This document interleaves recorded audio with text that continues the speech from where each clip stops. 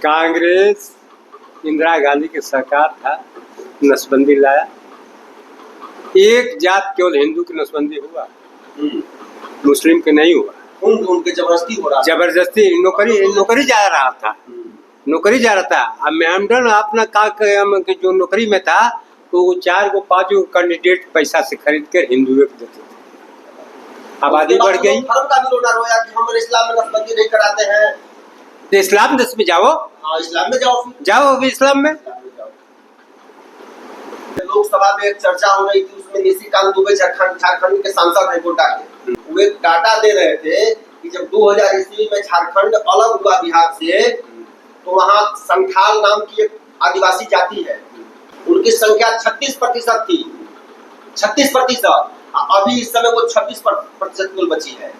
दरअसल वो क्या रहा है कि बांग्लादेश वगैरह से जो मुसलमान वहाँ आ रहे हैं और आदिवासी लड़कियों से शादी कर रहे हैं, आदिवासी परिवारों का धर्मांतरण हो रहा है बहुत तेजी से। बहुत सारे लोग ईसाई बन गए, बना दिया गया, लेकिन वो उसका दुरुपयोग कैसे कर रहे हैं कि जो लड़कियां वहाँ की जो महिलाएं हैं उनको चुनाव लड़ा रहे हैं और वो आदिवासी के नाम पर चुनाव लड़ रही है, जबकि पति उनके मुसलमान है।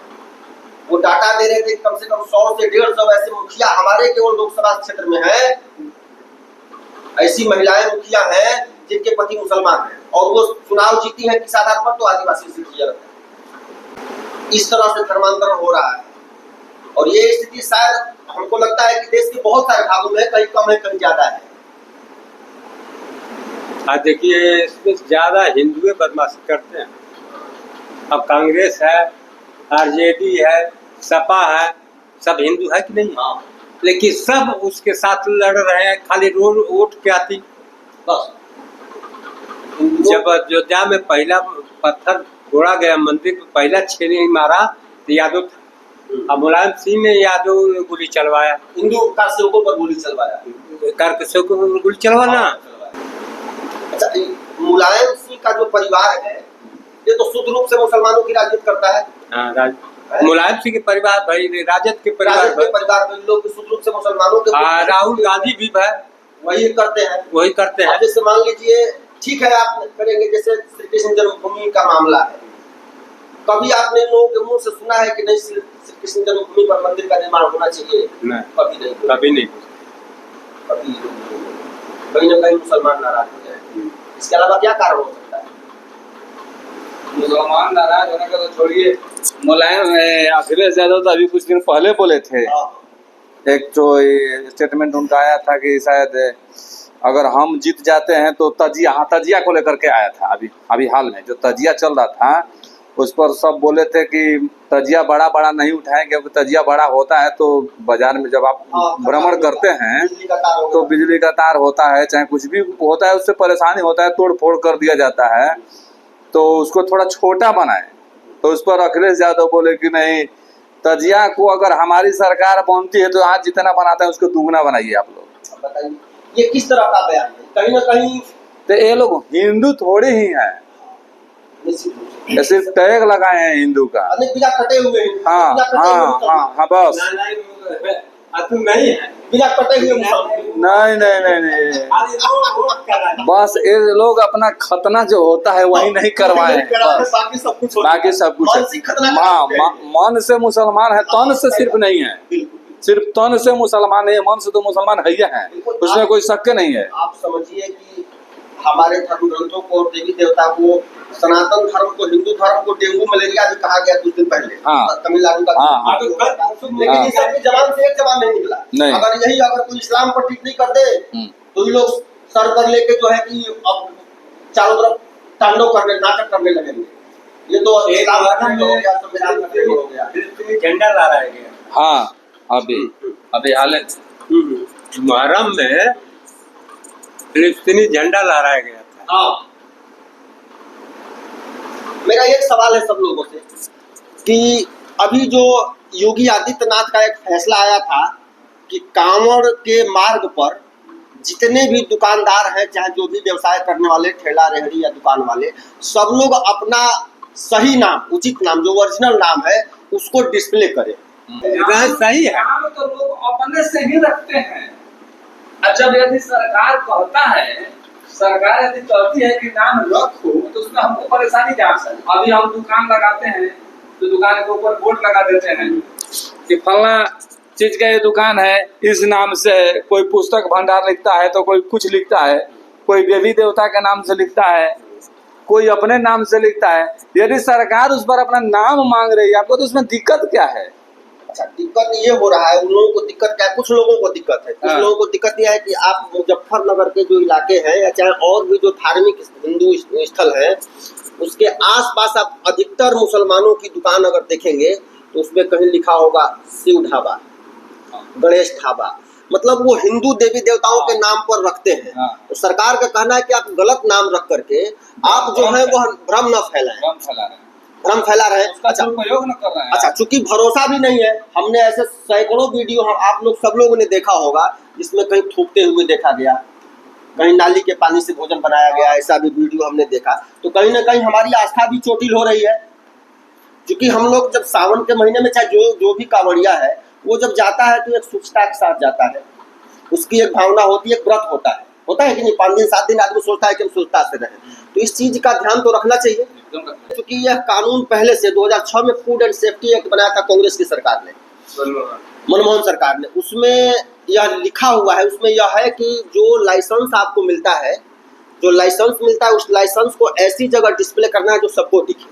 तो लाइसेंस तो भाई आदमी अपने ही नाम से बनवाता है, लेकिन आपने अक्सर जगहों पर देखा होगा कि वो लाइसेंस आदमी किसी ऐसे कोने में टांग देते हैं लोग, और खास तौर से जो मुसलमान है वो खास तौर से ऐसी जगहों पर टांग देते हैं कि वो पता ही नहीं चलता। तो ये शिव ढाबा और गणेश ढाबा, मुसलमान लोग जो शिव ढाबा, जबकि शिव को ये नहीं मानते, गणेश को नहीं मानते, राम को नहीं मानते, लेकिन दुकान का नाम शिव ढाबा, गणेश ढाबा यह रखने का कारण क्या है? लोग काहे ऐसा करते हैं? ये लोग बेवकूफ बनाते हैं और कुछ नहीं करते हैं।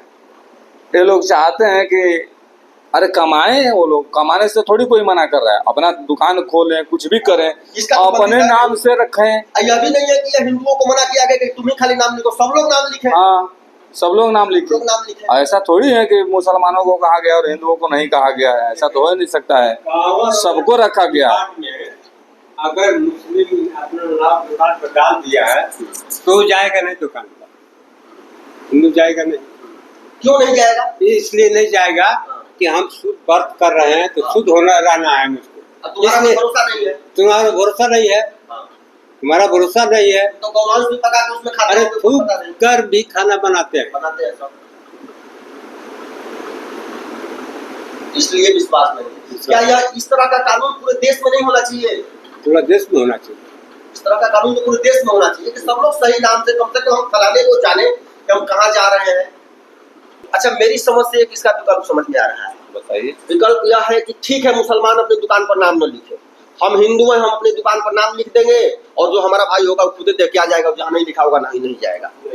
यह भी एक उपाय हो सकता है। सुनिए, ठीक आप सही बता रहे हैं कि हिंदू है वो लिख देंगे, हाँ। तो कम से कम ये तो कानून होना चाहिए कि मुसलमान गलत नहीं लिखे। हाँ, यह होना चाहिए, ये तो होना चाहिए, यह होना चाहिए। अब मान लीजिए कि हम तो अपने दुकान पर लिख देंगे हाँ। कि फलना आदमी हम है, हाँ, हम हमारा जो नाम है, जो आप यह इसके लिए आंदोलन करना होगा। बहुत सही बात। हम तो लिख देंगे अपना, लेकिन हमारा नाम यदि वो भी लिख दिया तो हमें क्या वो भी होगा? शिव गणेश ढाबा लिख दिया तो मतलब क्या निकलेगा फिर मतलब नहीं, फिर क्या फिर मतलब? भ्रमित हो जाएगी जनता। बताइए। तो यह कम से कम अपना नहीं लिखे, लिखना है तो अपना सही नाम लिखो, हाँ, नहीं तो मत लिखो। नहीं तो मत लिखो।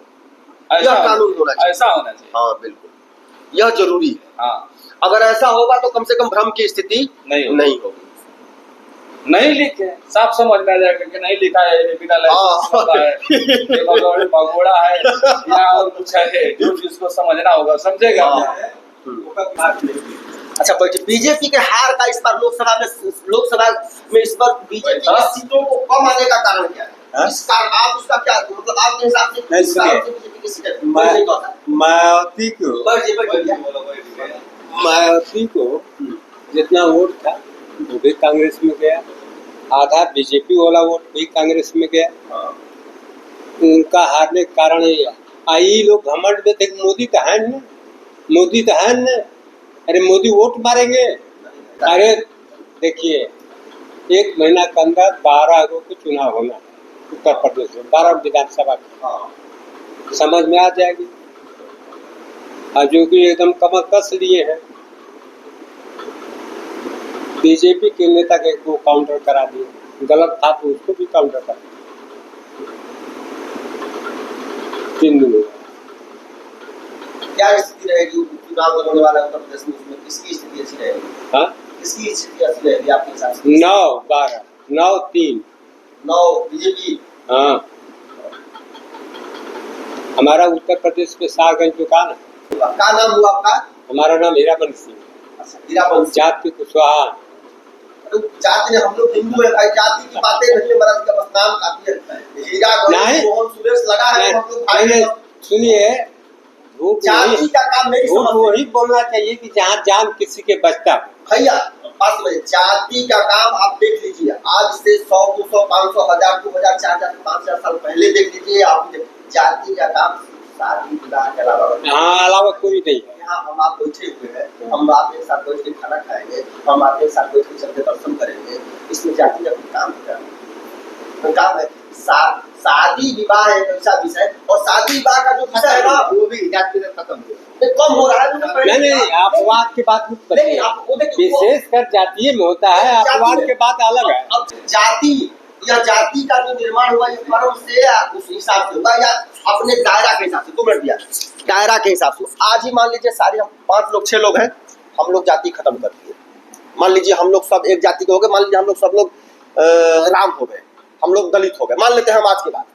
लेकिन अगर मेरे पास 50 बीघा है, आपके पास 5 बीघा है, तो आपके हमें अपनी बेटी की शादी नहीं करूंगा, आप भी अपनी बेटी की शादी मेरे यहाँ नहीं कर पाएंगे।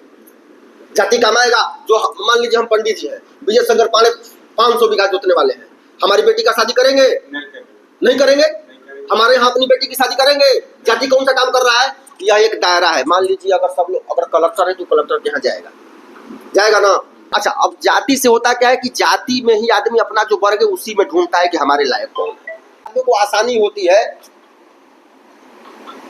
ये सब चीजें हैं। लेकिन जाति का काम शादी विवाह के अलावा कहीं नहीं है, कोई जरूरत है क्या कहीं? हमको तो नहीं लगता है कि कहीं जाति का काम है। कहीं नहीं, कहीं नहीं है? कहीं नहीं।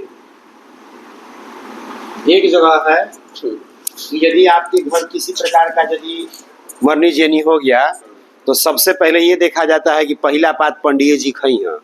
अब बात समझिए, तेरही एक ऐसा काम है जिसमें ब्राह्मण का मतलब विद्वान को खिलाना है। अगर जो वेद पाठी है, अगर यादव का लड़का है, चाहे वो हरिजन का ही लड़का है, अगर वो वेद जानता है, प्रयास यह करना चाहिए। हम अगर वेद नहीं जानते तो हमें भी नहीं खिलाना चाहिए।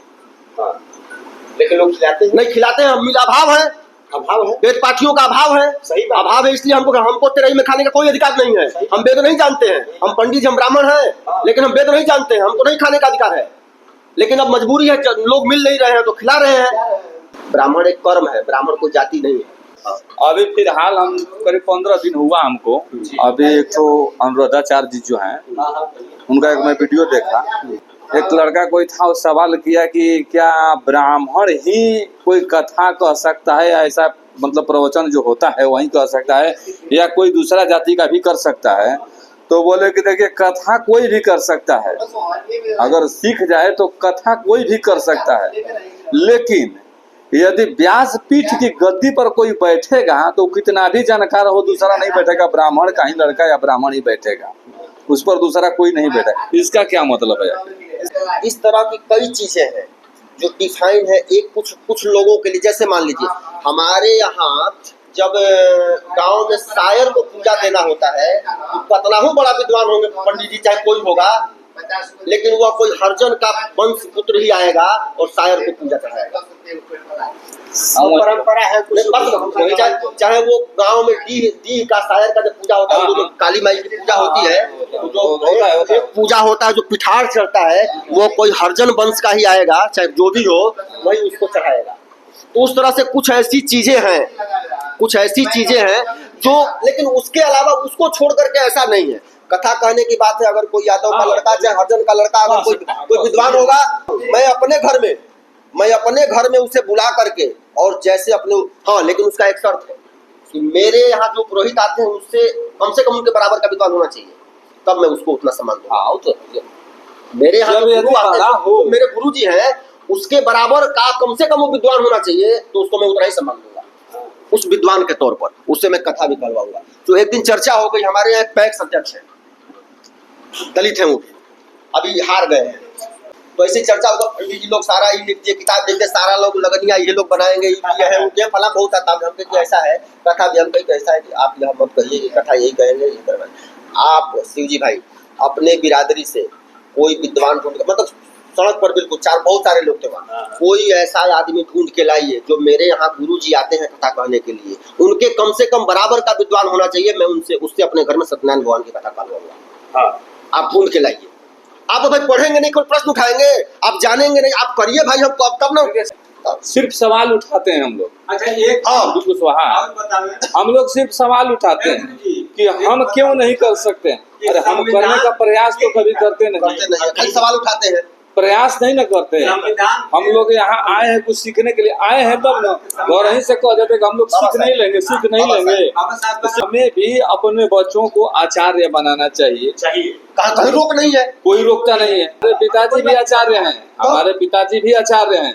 सुनिए सर, हम लंबे हैं, 6 फीट का हैं, हम दौड़ सकते हैं, हम लिख सकते हैं, और परीक्षा का पुलिस का परीक्षा नहीं देंगे। सवाल उठाने से पहले उसके लायक आप हो जाइए। यदि लायक होने के बाद भी यदि आपको कोई नहीं पूछता है, नहीं मानता है, नहीं मानता है, तब आप सवाल उठाने का तब आप सवाल उठाने का अधिकारी हैं। हमारे समझ से तो सच यही मतलब बहुत फैक्ट आप बात है। हाँ बिल्कुल एक नंबर बात भैया बोले। हाँ करो तुम क्यों मना किए बा। देखिए ब्राह्मण सुनिए, ब्राह्मण की बात है ना, तो ब्राह्मण किसी को नहीं मना करते हैं कि आप ब्राह्मण का काम मत करिए। ये मुरारी बापू जी बनिया है, वो कहानी उनकी पूछी। हाँ ये जो है हम लोग जिस स्थान पर भी आए हैं अयोध्या के रामचंद्र, क्या थे वो? कर्म की पूजा है भाई। क्या थे? देखिए ब्राह्मण थे कि उनको पूछते हैं लोग। वो कर्म की पूजा, ब्राह्मण तो रावण था। जाति की महानता ने कर्म की महानता, ईरान का कर्म प्रधान है। कर्म प्रधान विश्व का जो भगवान बुद्ध भगवान कर्म से हुए। हाँ उसको सब प्रणाम करता है। किसी को भी कर्म के आधार पर माना जाता है। आप कुछ भी हो, कर्म प्रधान विश्व करी राखा। कर्म अगर प्रधान है तो वह चाहे कोई भी हो, उसे मान्यता मिलेगी, उसे इज्जत मिलेगी, उसे सम्मान मिलेगा। अगर कर्म आपका ठीक नहीं होगा, आपके पास बहुत ज्यादा संपत्ति है, बहुत ज्यादा कुछ भी है, लेकिन आप सम्मान नहीं पाएंगे। आपको कह दिया जाएगा ना कि सुई दूसरे को लगा दो तो नहीं लगा पाएंगे। नहीं लगा पाएंगे। आप जंगल से नहीं लगेगा, हाथ आपका हिलने लगेगा। तो कुछ बनाएंगे नहीं, सिर्फ सवाल करेंगे, तो सवाल करने से नहीं ना होगा। देखिए समय के साथ और परिस्थितियां जब कुछ इस प्रकार की हो जाती हैं, तो कुछ व्यवस्था कुछ समय के लिए ऐसी बन जाती है या बनाई जाती है समाज के द्वारा, जो तब के समय की मांग होती है। हमारा देश कम से कम 800 साल तक मुगलों का, मुसलमानों का यह देश शासन में रहा। तो उस 800 सालों में निश्चित रूप से यह देश बचा है। इस देश में हिंदू खत्म नहीं हुए। हम आप हमारे पूर्वज किसी न किसी प्रकार से सनातनी बन के रह गए, यानी कि बहुत लड़ाई लड़ी। गांव के गांव पहले मुसलमान बना दिए जाते थे, लेकिन उसके बाद भी हमारी पीढ़ियां बची रही, हमारे धर्म ग्रंथ, हमारे पूर्वज बचे रहे कहीं न कहीं। उसके पीछे कुछ न कुछ तो व्यवस्था रही होगी। हाँ रही होगी।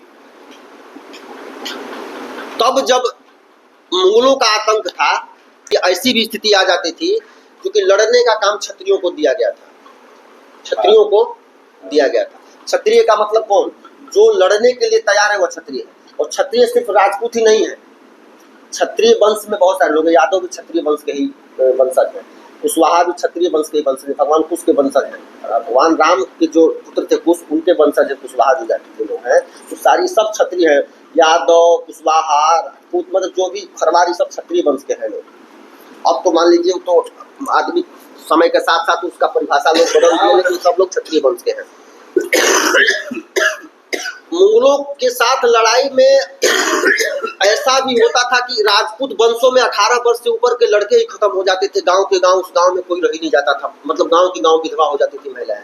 लड़ाई में इतने ज्यादा होता था, मतलब मार काट दिए जाते थे। जौहर का नाम आपने सुना होगा।